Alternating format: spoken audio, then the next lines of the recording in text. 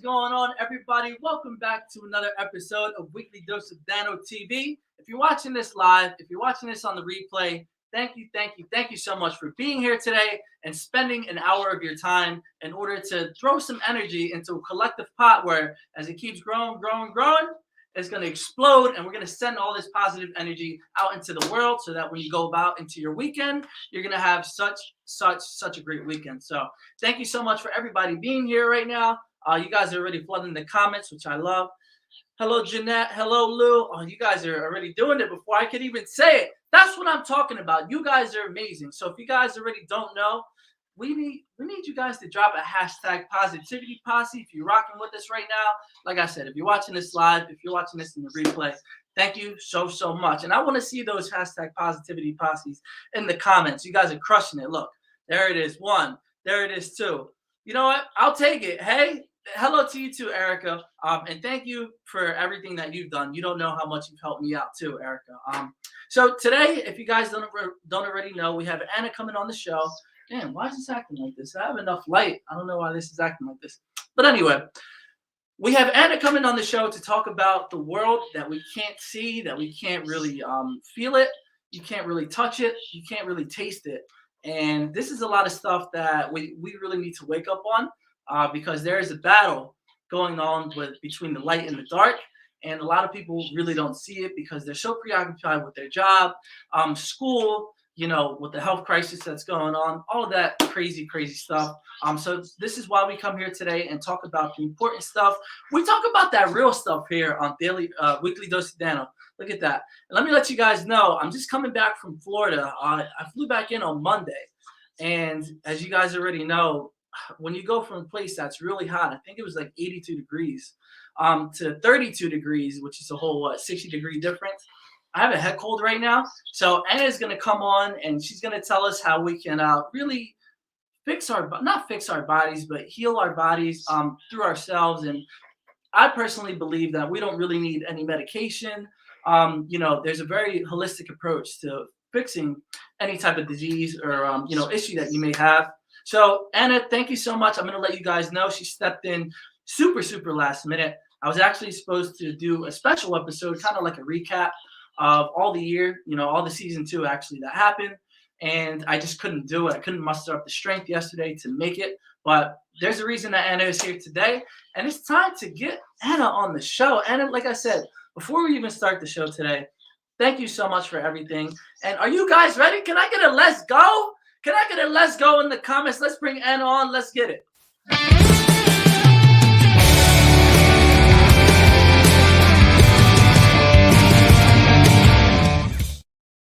Anna, how's it going today? Hello, everyone. Thank you so much for the invite. It's really a pleasure to be here with you today. Oh, yeah, it's a pleasure for you being here today. I mean, this is kind of perfect timing because I know that I'm not feeling the best. And I've actually been talking to a lot of people, too, and they haven't really been feeling their best selves. So, Anna, you have wait, didn't you have Oracle of Light on your name?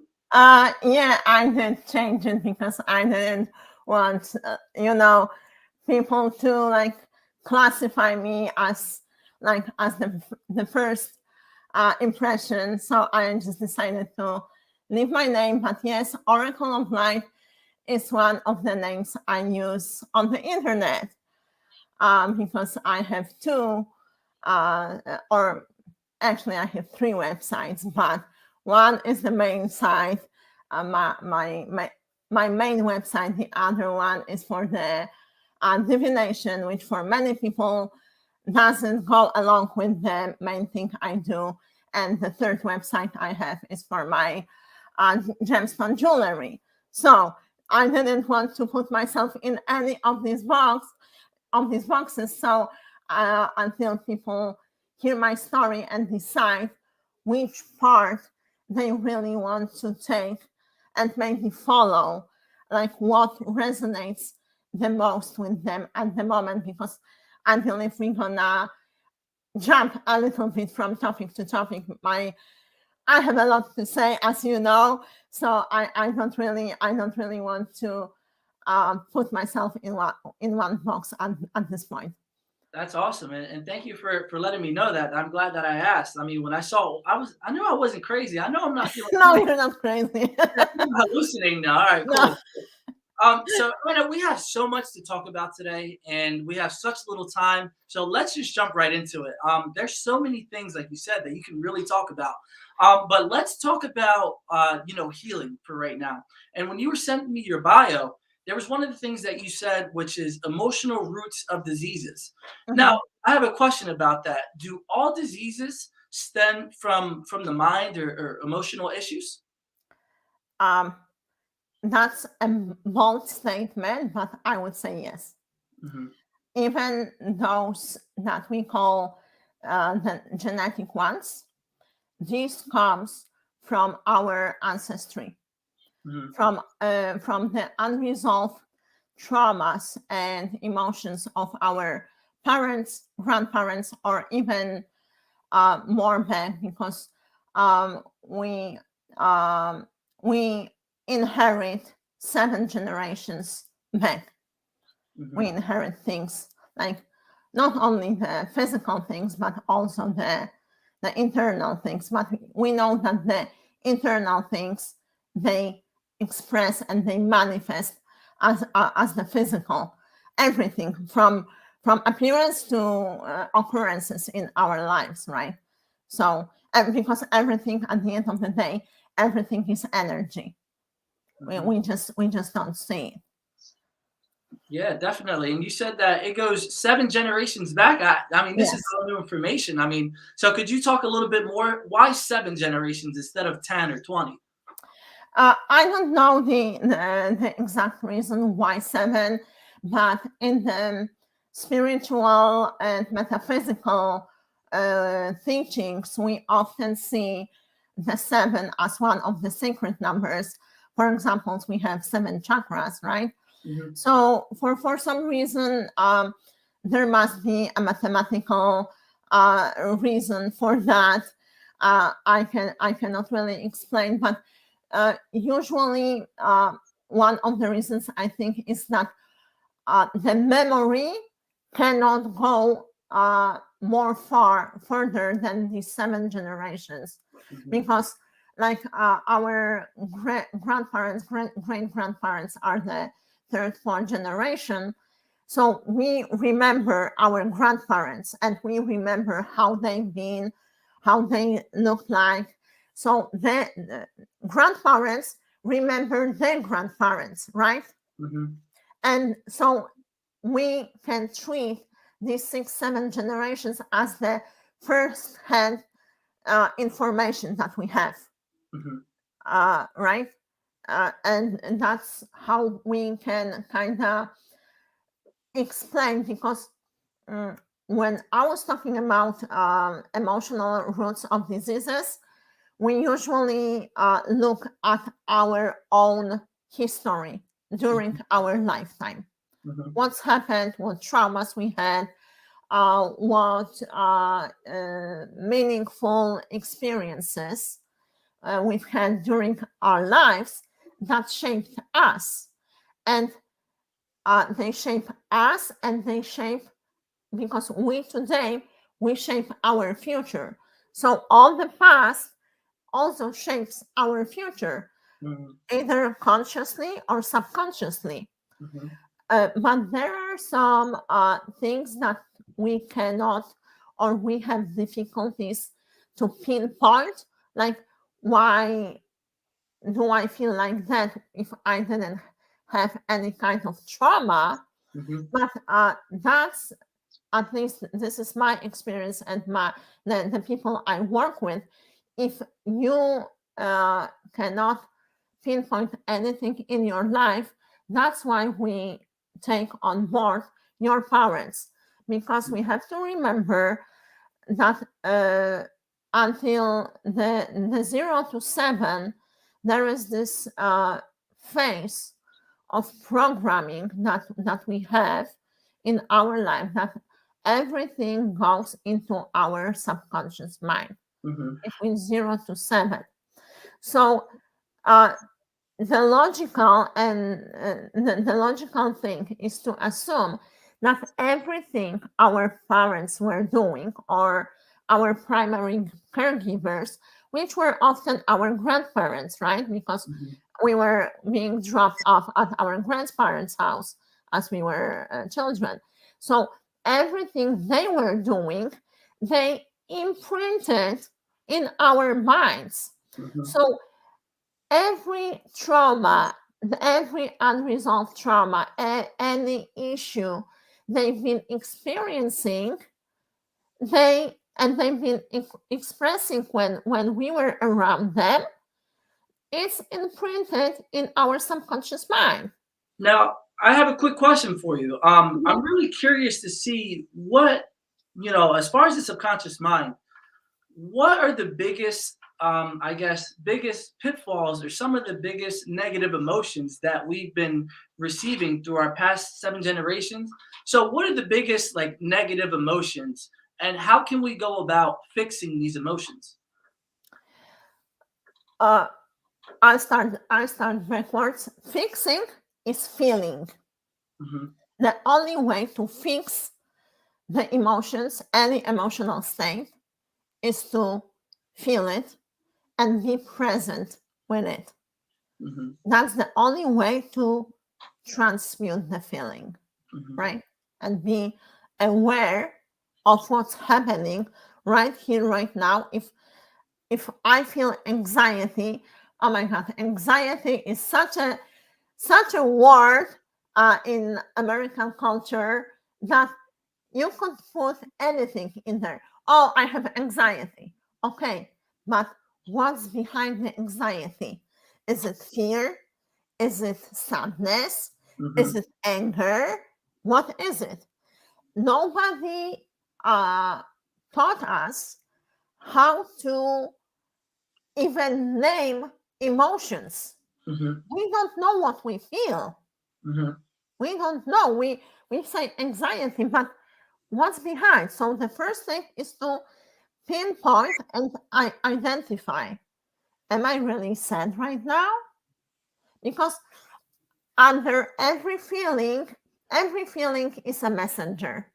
Every feeling is showing us that there is something, I'm not going to say wrong. Consciously, I'm not going to say there is something wrong. Mhm. There is something out of balance with Out of me. balance. I'm going to start using that now. So every Yeah, time I think that something is wrong, it's just out of balance instead. right. Mhm. Also, the more I'm into this work, I restrain myself from saying fixing, Mhm. because fixing means there is something wrong. Mhm. And if we think that there is something wrong, we automatically think that we feel powerlessness, we feel shame, and we put ourselves even more into this state of feelings that we don't want to feel in the first place, right? So it's like a circle. You don't want to feel it. You think something's wrong, and you feel it now even more because, oh my God, something's wrong, Yeah. right?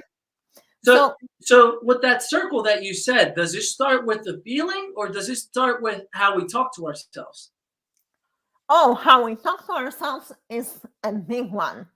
Mhm. It's a big one because also we're being taught that we have to be nice to people, right? Mhm. Say thank you and please and all of these nice words. But did you say thank you to yourself today? Did you say I love you to yourself Uh, today? Did you say anything nice to yourself today? yeah. Wow. I How? mean, I know that I did only because I'm not really feeling that well, and like I said, I'm listening to positive affirmations on YouTube, so I did. But I mean, for the people that really didn't, that's amazing that you just bring that up. Is because we go through our lives every day so distracted by what we have to do in our outer world that we don't understand what's going on inside of our inner world. So that's amazing. Yeah, and that's actually how we create and how we manifest. We have to remember we manifest from the inside out. If you don't feel well on the inside, you're not gonna see nothing nice on the outside. It's um, it's like the hidden occult thing that's almost is, that's been like hidden from the people, because I want to go back to the previous question about the feelings. What is the most derogatory feeling? Is fear. Fear. Fear. And what we see in the world right now is exactly that. Yeah, and I Mainstream media is pumping fear on and on and on and on. yeah. And it's like people are like, oh my God, I'm going to die tomorrow. Yep. And how, what world can it create, Mhm. right? Yeah, There is no positivity. yeah, and I feel like as well, like you just said, I'm gonna die tomorrow. That's kind of the health portion of everything. And Vaughn, right here, I actually know Vaughn. He says that the race cards and the gender cards are another way of spreading kind of that negativity of divisiveness. Yeah. And I feel like that's why we started Weekly Dose of Dano to kind of cut through that. Now, do you have any recommendations, Anna, of what we should be paying attention to instead of the mainstream media? uh, Find other people like you who try to, who actually not try, because we have to remember there is no trying, who actually do, who actually make a positive change. It doesn't really matter if it's small or big, Hmm. because we all have impact on each other. Even if you impact one person, it doesn't matter because you've already made a change in this world. Mm-hmm. So it doesn't matter if your channel has 10 followers or 1 million followers, there is still one person waiting on the message from you. And that's going to resonate with this specific person. Mm-hmm. So my recommendation is like go off. I'm not going to say offline because everything's online, but like throw out the TV. Like honestly, cut off the cable. I personally stopped watching TV in 2006. Mm-hmm. So for me, it's non-existent. It's non-existent Mm-hmm. anymore because it's connected with my personal story and my healing. I had a near-death experience in 2005, and I knew that the doctors, they cannot offer me anything because it was the autoimmune chronic disease that you're supposed to have for life, right? Mm-hmm. And I was like, no, there is no way I have this for life, and I decided to go within, and I knew because I would go home and I was so depressed that I would just go watch TV and do nothing the whole day. And I was like, oh my God, Anna, what are you doing with your life? Right? But this is the thing. We're from the very early age, we're being programmed to 9 to 5. We go to school first, then we go to work 9 to 5, then we go home, we're tired, we eat, and after being tired, the only thing you just want to take your mind off all the stressful things Unwind. that day, and you just numb yourself. You turn on the TV, and you're like, okay, now my boss is not here. I don't have to think about all the stressful stuff. I'm just gonna relax. But you're not really relaxing. All that you're doing, you're numbing yourself. Yeah, and it seems like you're just kind of running away from a problem that you Yeah. kind of said before, is that when you don't take the time to really visit what's inside of yourself and to Mm-hmm. listen to your intuition, if you have a goal or if you have a project that you want to start, anything, whatever it may be, is that when you put the blinders on, whether Yeah. it's TV, whether it's a relationship that you know you shouldn't be in, whatever the case may be, is that you start to distract yourself from the things that you know that you should be doing. Okay, what about if I meditate for 20 minutes? Or what about if I go exercise and do the thing that you really need to do? It's amazing that you say that, because I always said that too with the American dream. It's like even kids in college, like, you know, if you wake up at 8 o'clock and you have a class from 9 to 5, and then you go to the gym and then you got to do homework, and all of this stuff is not really contributing to what you know to be true and to really help discover what your true potential is and about the worlds that we can't see. Now, when you it's kind of hard to explain, but when you try to help people understand about the world that we can't see, did you first realize that that world is real when you had your near death experience? Yeah. I had three experiences like that. The first two, I didn't understand them completely. I was 14 and 15 at the time. Um, since since I was a little child, actually, I was experiencing a lot of deja vu. So for me, like knowing what's gonna happen next was kind of a normal thing. It went away at some point, and then these two, I'm not gonna call them near-death experiences, because near-death experience is directly connected with the medical issue, when you flatline, when you have cardiac arrest or respiratory arrest, respiratory failure. So there is a medical issue usually connected to that.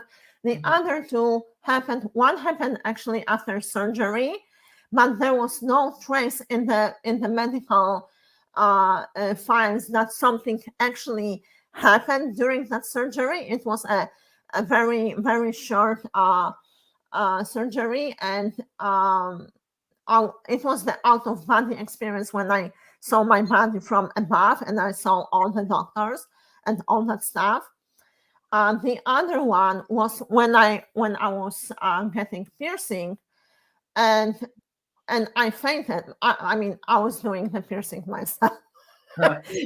Being the rebel, not wanting my mom to not wanting to tell my mom that I want another piercing, I decided to do it myself, and I fainted. I woke up on the floor, but I remember the kind of movie of everything I've done so far in my life, and the feeling of all the wrong things. I mean, all the times that I wronged someone in my life. You know what I mean? Yeah, of course. So it was a flashback of all of the wrong things that you've done. Wow. Yes. Yeah. It was, but I was like, okay, these things happened. I didn't tell anyone, because I was like, for me, as I said, these things were normal. My mom and my grandma, they were always like, oh, I had this dream, oh, blah, blah, blah, or this happened, so that's gonna happen. This kind of stuff were in my house. So I thought it was normal. Like, probably everyone has that, right? Yeah. So I didn't really pay a lot of attention to that. And the third time, it was on the verge of a, let's say, big career. I was at the last year of the university.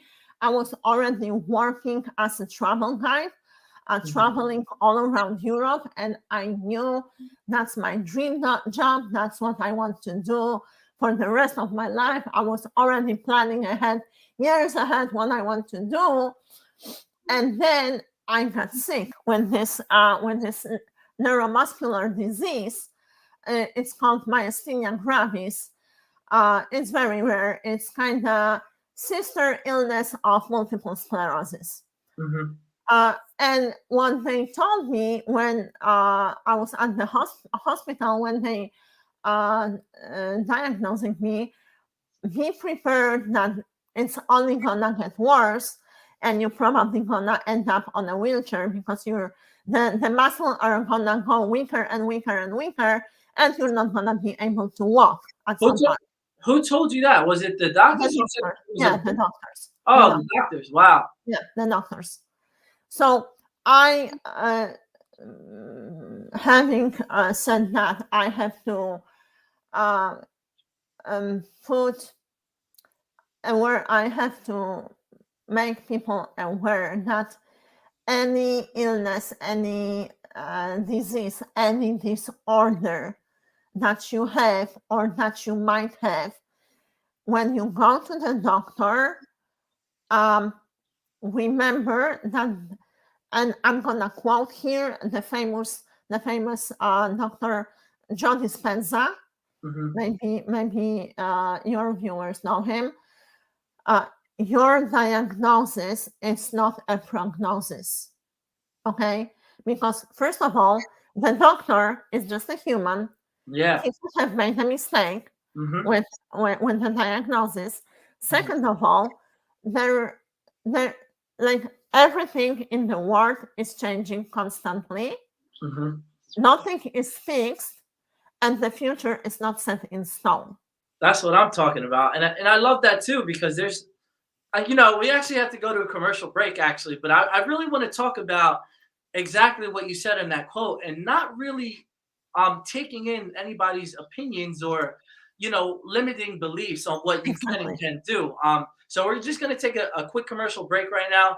Don't go anywhere. If you know anybody that needs to see this amazing content that's really not feeling that great, or they are going through their own issues, share this content with them, because you never know who we might hit and who might resonate with this. So don't go anywhere. We'll be right back after these commercial breaks.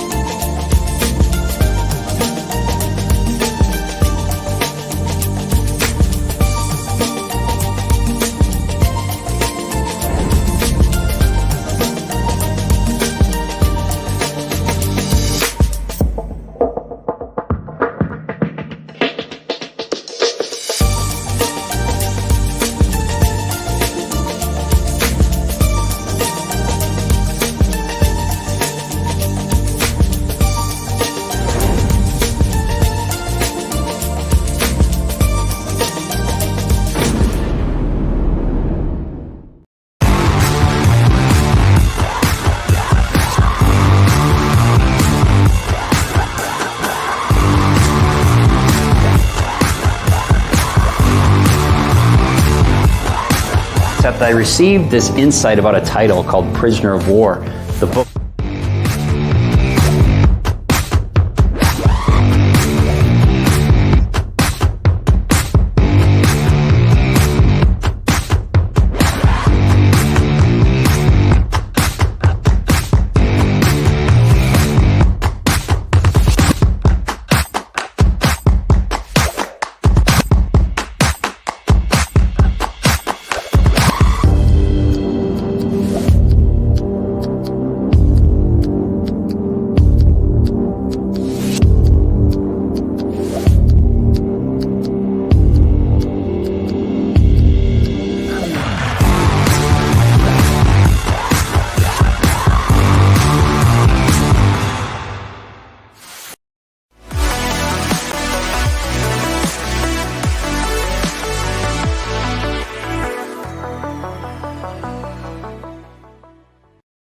Welcome back, everybody. That was just a quick word from our sponsors. And now, if you didn't already know, if you're just tuning in now, here's Anna, and we're talking about all the things that you need to do, or that you should do, in order to make sure that you're living your life to the fullest and that you're not taking anybody else's nonsense. So, Anna, as we just left off, you said that the doctors said that you had this diagnosis, or this and that. What did you do? And we all know with the subconscious mind, whatever we think about, it goes into the subconscious mind, or even if we're not really fully aware, it makes its way down to the subconscious mind. What are some of the techniques that you took in order to say, hey, this is not true. I'm not accepting this as my diagnosis? No, the thing is that I accepted it. Mhm. I did accept it. And that's why things, they took turn the way they did, because I accepted the diagnosis. I fell in depression, and in the 4 years, like, my condition was declining constantly. First, very slightly, but it was still declining, because I accepted that this is the end of my life. I cannot do anything about it. Like, it's bigger than I. There is no cure. They cannot help me. There is no nothing. It's an illness for life. They told me you cannot go back to work. So I had to leave my job, which was my dream job. I went, like, straight from the university. They put me on the social payment, because they gave me this disability, right? And they told me, no, you shouldn't work. So imagine that someone is telling a 24-year-old, you can't go to work. You can't do anything with your life anymore. Like, like what you're supposed to do, like, well, Yeah. like just put yourself in a coffin and wait to die. Yeah. That's basically like what they're telling you, right? Yeah, and you know what? There's actually people that do that now. But like you said, they do it in other ways, like hiding behind a TV Yeah. or looking at all this mindless content. So there's people that do that. You don't have to just step into the coffin. People just live that way every day, you know? Oh yeah, a lot of people like they like every kind of addiction is actually killing yourself. Hmm. But there is other types of addiction that are not recognized as real addiction, because we have addiction of the social media, the internet, watching TV, if not TV, then watching series and movies. And another addiction is being addicted to other people, like Wow. not being able to spend time on your own. Like if you have to be always around friends, going out, doing something, that's an addiction too. Hmm. I know a lot of people like that. They're not able to sit for 5 minutes. If they sit, they're on the phone with their friends, because Wow. that's the distraction, Hmm. right? That's the distractions from what's really going on within them. Hmm. And no one talks about it. No one sees it as an addiction. Yeah. That's Uh, what that's what Vaughn just says. You know, take time with yourself. Now, I can't exactly. remember who exactly it was, but it was somebody in the during the time of Hitler's reign, and this guy was such a bad person that he always needed somebody in the room with him at all times because he couldn't stand to be with himself. Now, Mhm. if there's somebody who's watching this right now, and you just kind of spark their their perspective, and they just thought, wow, you know what, that might be me. What advice do you have to give them in order to break free of those chains? Uh, to break free of those chains is shifting your perspective, and that's my line in my on my Instagram account. Shift your perspective, shift your reality. Mhm. Uh, and actually, the phrase "shift your perspective" was on the break. I saw that I saw that phrase from one of your uh, um, people there, and because perspective is everything. Mhm. If you're stuck in a way, uh, if you're stuck of seeing things only one way, you're not gonna see anything else. Mhm. That's what happened to me, but I had to go to the point of being actually dead, to die, because I flatlined in the hospital. I had the respiratory failure because, uh, as I said, the first 4 years was a decline, and then another traumatic event happened, and the next 4 months was when I stopped being able to feed myself, stopped being able to walk, stopped being able to do anything with myself, because my muscles were so weak. And at some point, I wasn't even able to breathe. Wow. And so my muscle collapsed. And during this time, they were resuscitating me. I went to the other side, right? And that's when I realized that perspective is anything. They gave me a choice to come back, and I remember being given this choice, because many people who've had near-death experiences, they say they threw me just back. They told me it's not my time, and they threw me back. I remember it was my choice. I remember them telling me, you can go to the light, because I was right right, like one step before stepping into the light and being one, stepping into the oneness. Now, I have a quick question for you Mhm, before you continue that amazing uh-huh, story. Is okay, so you have the choice to either pass on to the next life or stay here. And here you are with weak muscles and you're not even able to feed yourself.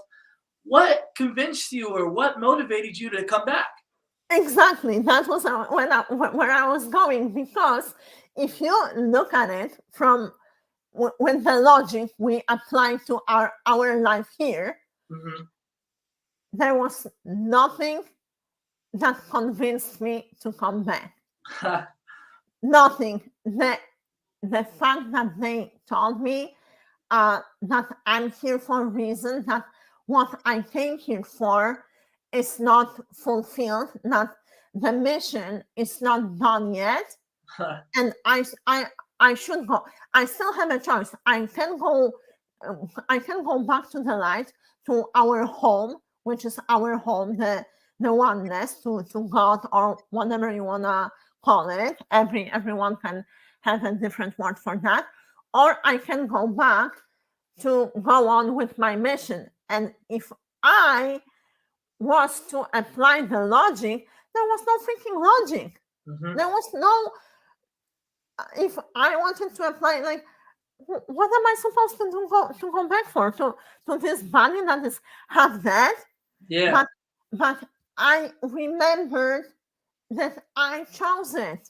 Like, Mhm. I remembered that it was my choice to come here. And apparently this experience was part of the story too. And I was like, hell yeah, of course. And I'm going back, right? Yeah. And because I remember there was no convincing, there was nothing, no words of like you should or nothing like that. Mhm. But the inner knowing that, oh right, I'm not done there yet. So Yeah. I'm gonna go back. Wow. And Go ahead. no, and I came back, and that's when my perspective shifted, because I woke up on the ICU, uh, bedridden, with all the intravenous things pouring down my veins, with the respiratory machine, me being intubated, right? Because my muscle weren't working, Mhm. and I was like, I've never felt such joy and power in my life as in that moment. Joy and power when you have all of Joy these and yeah, things attached to you, and wow, yeah, yeah. that's That's amazing. That I mean, wow. I don't think people that are watching this right now, and even me, some parts of me that are saying that, is that we can really understand to be in that situation in order to find the joy and the power into it. So yeah. now I have a question for you, Anna.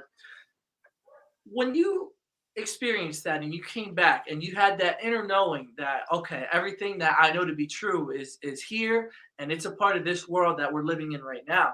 How did you do you still have that intuition as you going through your life right now? And if you do, here's a question that everybody can really write this down and really pay attention to.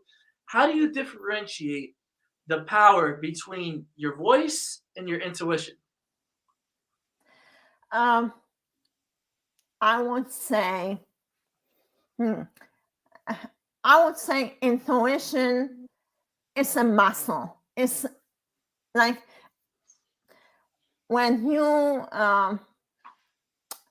when you exercise your muscles, your physical muscles, Mhm. uh, you can uh, like, and you see something heavy that you have to pick up, Mhm. you actually know if you will have the strength to carry it or not, right? Mhm. Because you know what your muscle power is. And it's the same with an intuition. Um, that's an interesting question, because at this point, I just know what is intuition. There is this very strict distinction between fear, logic, and intuition. Okay. I'm trying to find words how to explain that, but the more you like, okay, let's say you don't know what to do, and you decide to go with your gut feeling, right? You have something in mind, but you decide to go with your gut feeling, and it turns out to be good. So you go back to that moment and remember how it felt inside. So is it still that feeling that you were talking about earlier? It's the feeling of knowing, yes. But I realized that in the beginning, it's very, very difficult to make that distinction, what is mind and what is gut feeling. Yeah. Because we haven't been taught how to trust ourselves, right? Yeah. But I want to say that the intuition, we all have that. It's not something out of this world. We all have psychic abilities. Yeah. We all have, like, someone calls you and you're like, oh my God, I was just thinking about you, right? Yeah, you called that person. Telepathy. That's telepathy. Yeah. And this is real. Yeah. This happens all the time.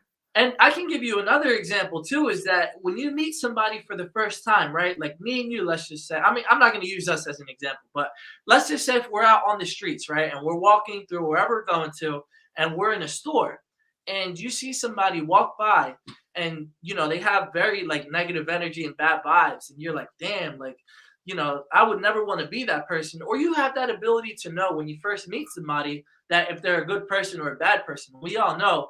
And we might not be able to pinpoint it. You're like, damn, like, I don't know, something about that person I just really don't want to, you know, really talk to, or something about that person I really don't want them to be my friend.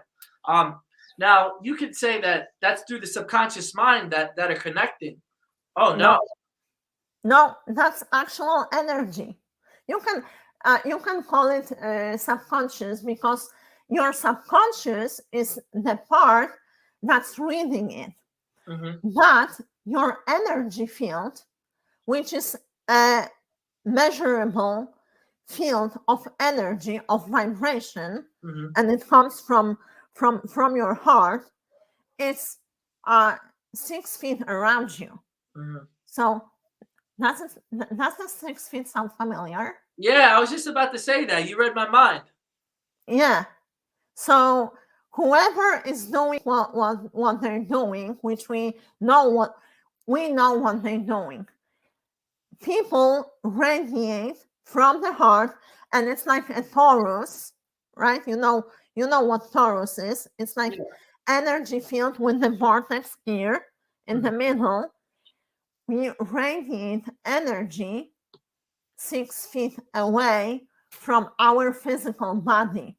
Wow. So it's measurable. You can go online, you can go Google it, because this can be measured, and this is real science. Yeah. This is real science. Yeah, and I'm going to tell somebody right now before you finish is that if you're watching this right now, you think that it's a coincidence, yo, get that mentality out of here, because it is not. It is not. There's a reason that this is being brought up right now. But go ahead. Yeah. So if you're close enough with someone in the store, right? You may not be touching this person physically, but your aura, your energy field, they're intervening, right? They feeling each other, and with how it works, because it moves constantly like this, so you're picking up a little bit of that energy and bringing it to your energy field, and you feel something weird. You feel something, right? Or or you were like, oh, I want to be closer with this person, right? Yeah. Either the vibration, because it's vibration or frequency, either it matches or it doesn't match, and your energy field is gonna repel that, right? But you don't register it consciously. You register it subconsciously. Yeah. So, And, yeah, I and guess that's the intuition. Yeah, you just let me know because I called it subconscious, like you said, but it's really about the energy. Yeah, so maybe let's say how we connected today, right? Because I stepped in, it was out of nowhere, but it was like we connected through our friend. I had a session with Dominic this morning, so we were very much connected, me and Dominic, this morning, and then you guys connected, and something happened in the energy field, right? That we're here today, because it's energy. The energy resonated on the same level. Yeah. Yeah. And you know what's amazing too is that I didn't even so she was actually in the session. So as you guys already know, Dominique Rivera, Oracle. I mean, you know, I got Oracle of Apollo. Yeah, Oracle of Apollo, yeah. Listen, that story, me being Oracle of Light and her being Oracle of Apollo. Apollo is the god of sun, which is the light too. Like, our story is a crazy story too. Yeah. So, but anyways, go ahead. You know, yeah, and that's why I was like, wow, that it's not a coincidence. It was meant to be. So she just said, Dano, you don't have somebody for tonight. And I said, no. She goes, all right, just stay right there. And she called you up just like that. She didn't even think twice. And if you guys don't know, it's the same Oracle of Apollo. She has her own show on the E360 television network, Divine Encounter. So go give her a follow. Now, Anna, we only have a few minutes, and I always wrap up the show the same way every single time. So here's the question for you. If there's somebody right now that's in their deepest, darkest time in their life, and what advice would you be able to give them to pull themselves out of it and to live the life that they know they're capable of living?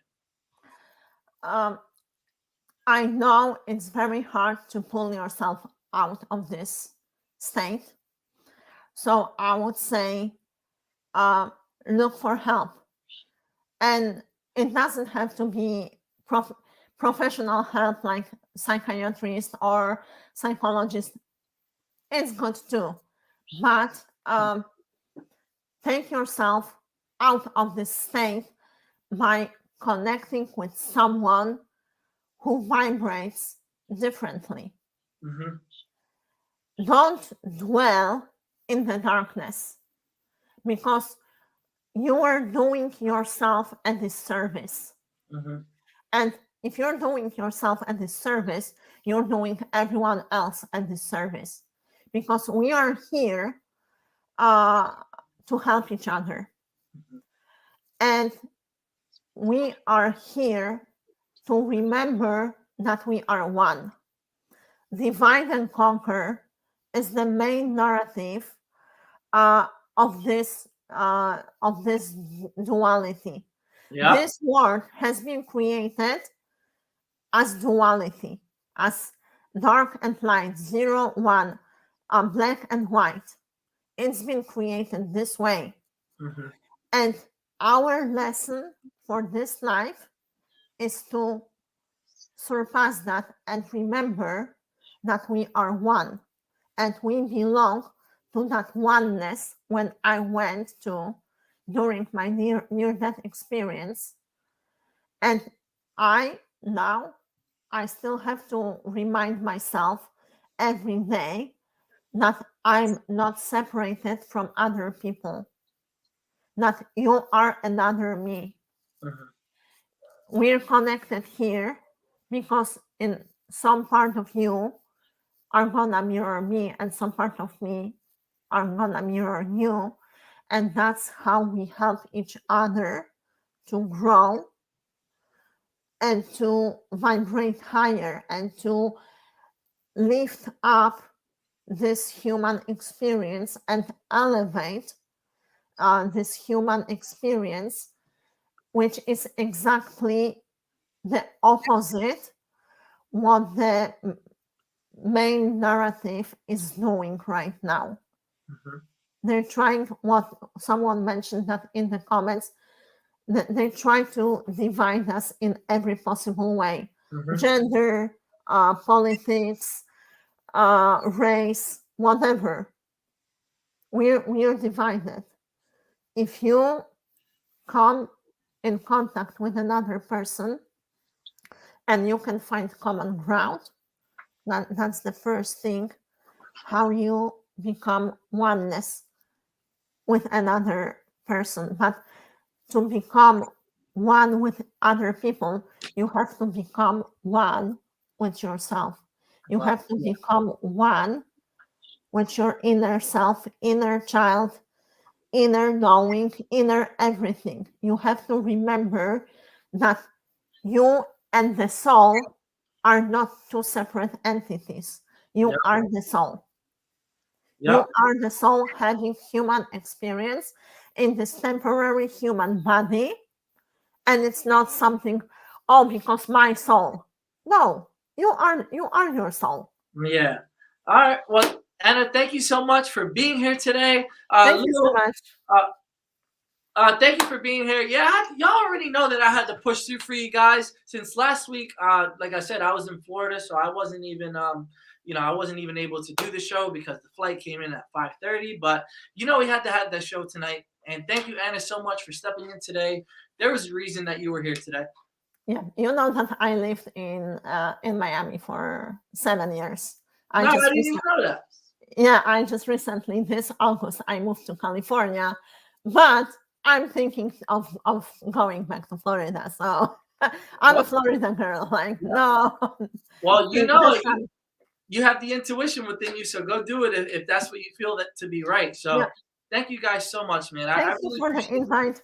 Oh yeah, thank you so much for having me, for coming on today and Yeah. stepping in. So we'll be back next week. Wait, what's next week? I think next week is the 23rd, but we're still gonna have a show next week. So please come back next week, Thursday, 6:00 p.m.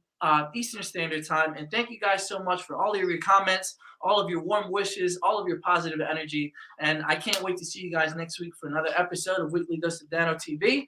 And I hope you guys have a great, wonderful weekend. And I'll see you guys next week for another episode. Thank you, Anna. Thank you.